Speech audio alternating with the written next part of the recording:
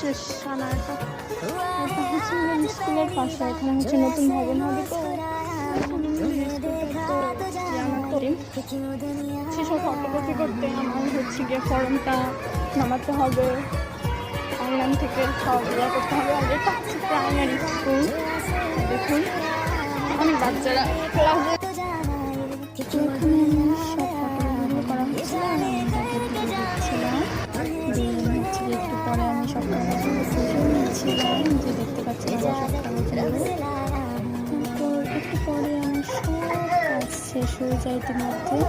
আমি স্কুল ক্যাম্পাসের মধ্যে চলে যাই খোঁজার জন্য। ছিলাম মানে ওর ক্লাস শেষ হয়ে যাবে আর একটু পরে আমি যাবো, শেষ হয়ে যাবে যাবো। ওখানে ছিলাম, এবার কটা শেষ হবে শুনতে হবে। তারপরে